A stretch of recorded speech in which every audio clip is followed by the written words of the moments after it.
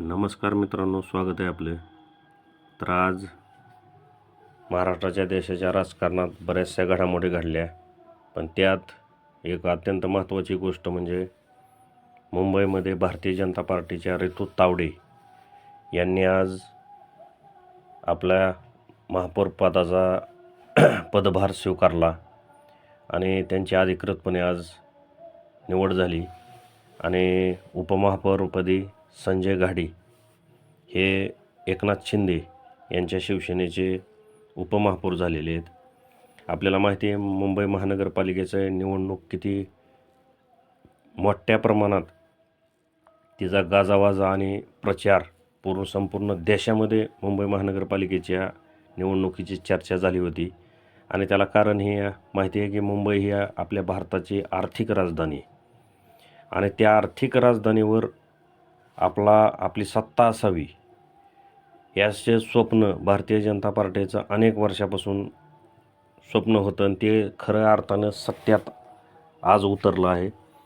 कारण निकाल मागच्या 15 जानेवारीला लागला, तेव्हापासून आज 11 फेब्रुवारी आणि आज 11 फेब्रुवारीला अधिकृतपणे भारतीय जनता पार्टीच्या रितू तावडे यांनी महापौर पदाचा पदभार स्वीकारलेला आहे.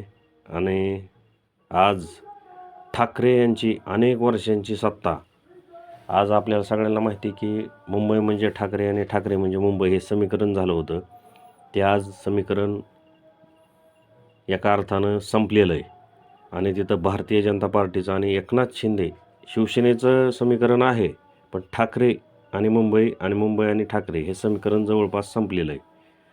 ते विरोधी पक्षात जरी चांगल्या पद्धतीनं त्यांचे उमेदवार नगरसेवक निवडून आले असले तरी सत्ता आज ठाकरेंची मुंबईवर नाही.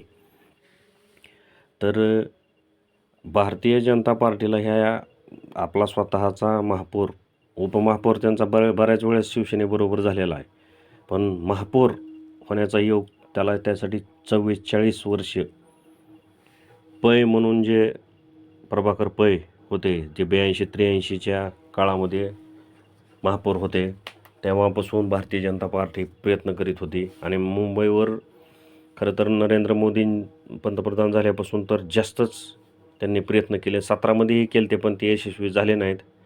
पण आज 2026मध्ये त्यांना ते यश आलेलं आहे आणि त्यांचा सर्वात मोठी महानगरपालिका मुंबईची आशिया खंडातली सगळ्यात मोठी पैशावाली महानगरपालिका, आपल्या देशाची आर्थिक राजधानी भारतीय जनता पार्टीच्या ताब्यात आलेली आहे. हां, त्यांच्यासाठी त्यांना एकनाथ शिंदेची गरज 100% लागली आहे आणि त्यांनी ती घेतलेली आहे.